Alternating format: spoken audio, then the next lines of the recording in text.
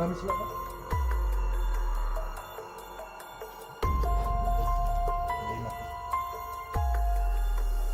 Siguro, siguro ngayon, nakatulong ako ng bimbing.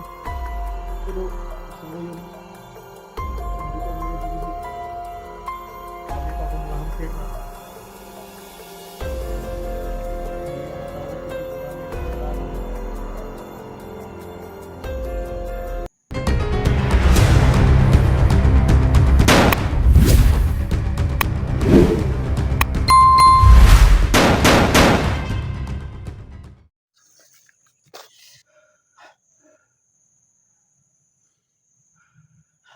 Ayun mga tol, grabe, sobrang sakit.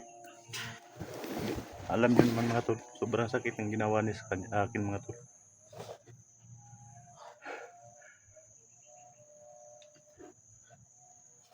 Pinakiusapan ko siya noon mga tol, na huwag idamay ang bata. Pero anong ginagawa niya mga tol? Patuloy niyang binaril yung bata, yung anak ko mga tol. So, ito mga idol.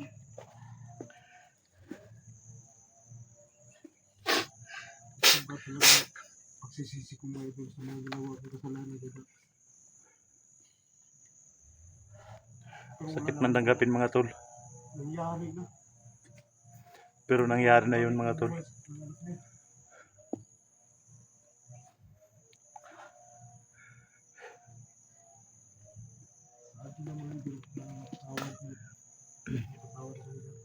Ang Panginoon mga tol, nakapatawad mga tol. Tayo pagkatao lang.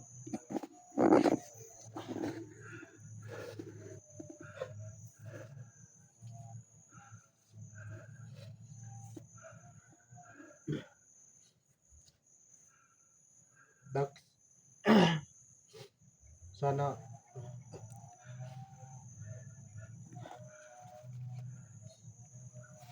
napatawad mo ako sa kasalanan ko, Dax. Kasi alam ko walang kapatawaran yung kasalanan ko.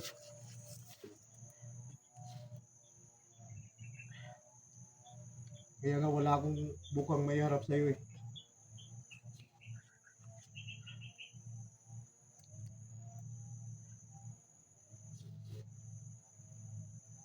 Pero hindi ko naman ibalik yung ito.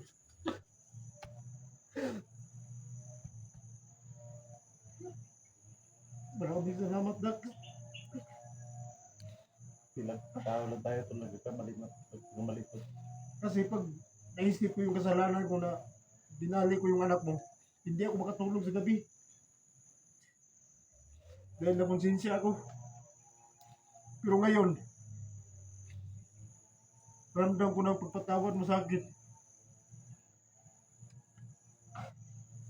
Maraming salamat. Ano tol? Problema tol. Siguro mga idol, makatulong ako ng mahimbing. Pero sa ngayon, hindi pa mga idol kasi kami pa akong mga hunter na hihiyan ng tawad kasi marami akong kasalanan eh.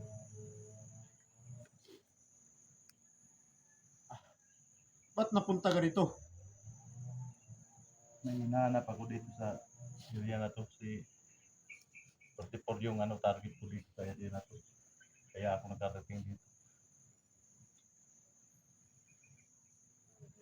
Kaya pala. Kaya yung kanina, nakita kita, umiwas ako. Ayun tuloy, nakatagpo tayo dito. Kung nga eh, umiwas nga ako sa iyo eh. Pero hindi naman pwede nga sa lahat ng panahon. Iwas ako, talagang harapin ko to.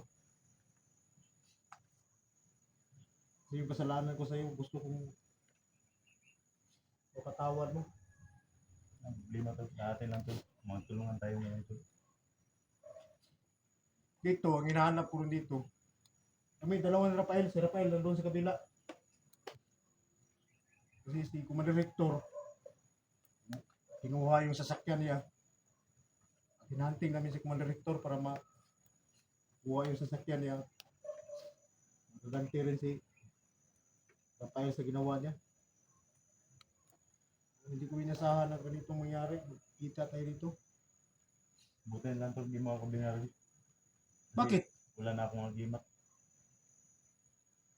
Bakit nawala yung agimat mo? Nubad ko yung agimat ko kasi parang sinusuot ko yung agimat ko, parang hindi ko na maiwasan yung init ang ulo ko.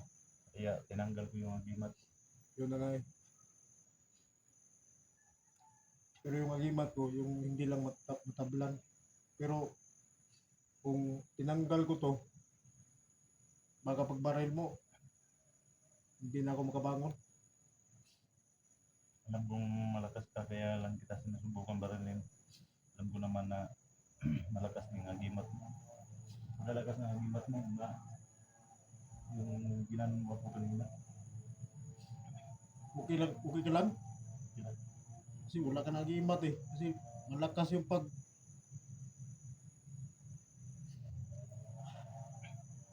Ayan mga tol. So, ang plano natin ngayon,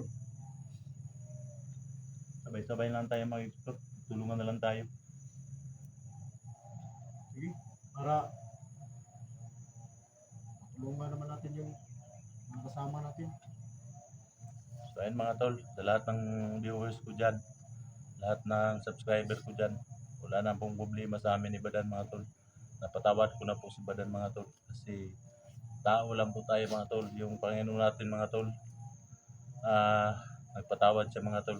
Tayo pagka tao lang. So sana maintindihan niyo ako mga tol, no, sa pagkulpi ko kanina kay Badan mga tol. Kasi hindi ko inasahan talaga mga tol na nagkatagpo kami ni Badan, no? Kasi kanina mga tol, nakita ko siya doon mga tol. Hindi ko siya binaril mga tol, iniwasan ko siya mga tol para wala nang gulong mangyari, no.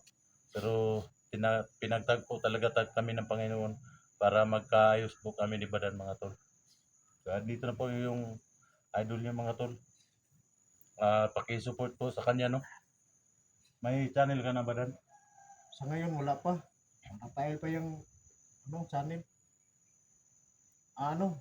Hihingi lang ako ng tawad sa mga idol mo. Gingi ka. Mga idol ni Dax.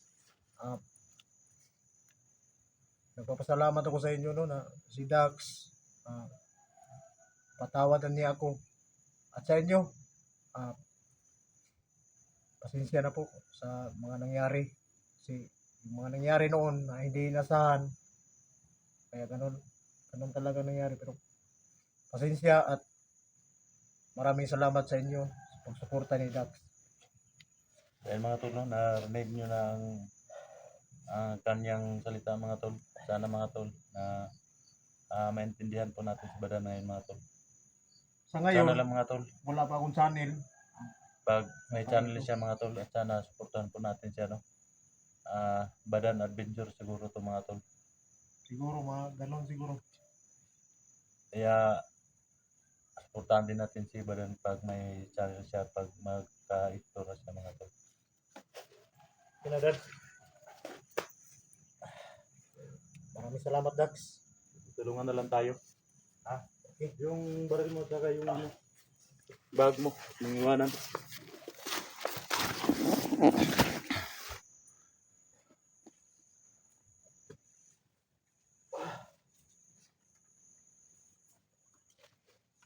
So ayun mga idol no, So pasensya na talaga kayo mga tol. so, sa panahon na sobrang Nabaril ko si Badan kanina mga tol. Kasi sa sobrang galit ko talaga sa kanya, hindi ko napigilan yung sarili ko. Buti na lang hindi niya tinanggal yung agimat niya mga tol.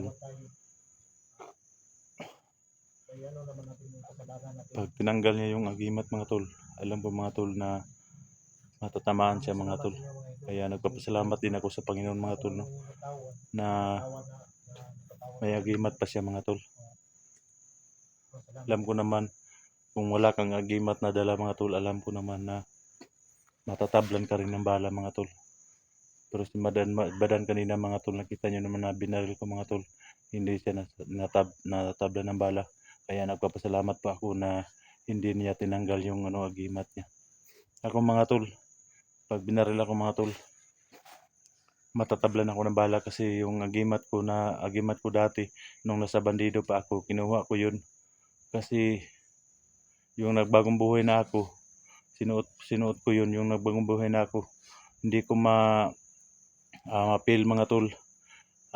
Hindi, napil ko talaga yung yung agimat, napakalakas ng agimat mga tol. Hindi ko mapigilan yung sarili ko pag sinusuot ko yun. Parang nanginginit talagang sobrang katawan ko mga tol. Parang gagawa ako ng masama mga tol. Kaya hindi ko yun sinusuot kasi para iwas sa sa pananakit ng ibang tao, no. So ayan mga tol, no. Sa lahat ng viewers ko diyan, sa lahat ng nanonood sa video natin, sana mapatawad niyo ako sa pagbaril ko kay Badan kanina. So ayan mga tol, no. May dala na pala si Badan na cellphone mga tol. Tumutulong na pala siya kay Rafael.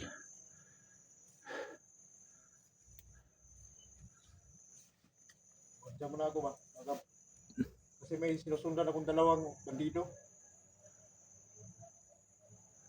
Si Rafael, ba't nasa kabila si Rafael? Kasi inikutan namin itong lugar eh. Nandun siya. Sabi niya, doon daw kami banda mag-abot. Hindi ko inasahan na dito sa lugar na to, kita tayo.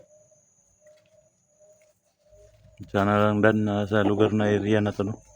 May alam ka ba na sino yung bagong commander na naghawak sa area na to? Kasi ngayon lang ako nakarating po dito sa area na to.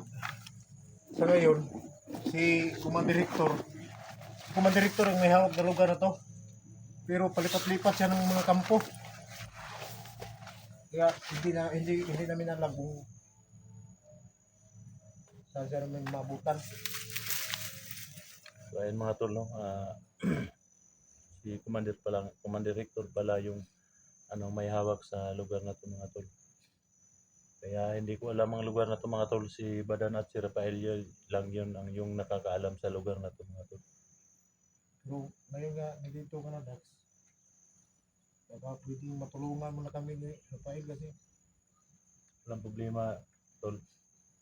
Sa lahat ng oras, panahon, tutulungan ko kayo. Magtulungan na lang tayo.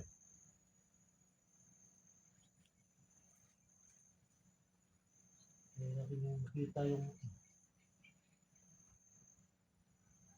kasi doon banda sa may kasada nakita namin yung tatlong motor patungo dito.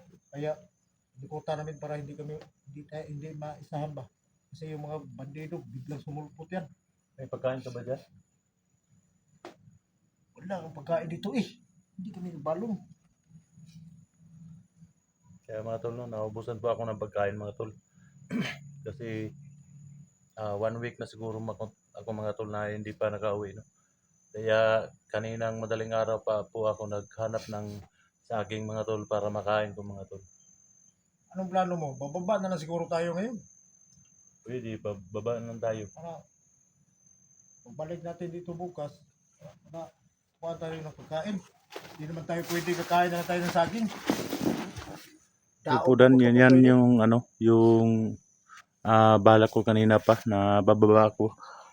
Kasi wala na po akong extra balon, no. Naubos na po yung yung balon ko. Tapos wala pang makain dito mga tol. Tingnan nyo mga tol. Walang makain po dito na saging. Walang bunga yung mga saging dito. Walang bunga mga tol. Nahirapan po ako mga tol kasi kanina pa po ako walang kain mga tol. Kasi naubusan na po ako ng balon sa pag-explore ko mga tol. Kaya naisipan ko na lang mga tol na bumaba na lang ako ngayon mga tol. Kasi baka hinihintay po ako ng pamilya ko doon, no. At sana mga tol na sa pagbaba namin mga tol na wala pong mangyaring masama sa amin mga tol, no.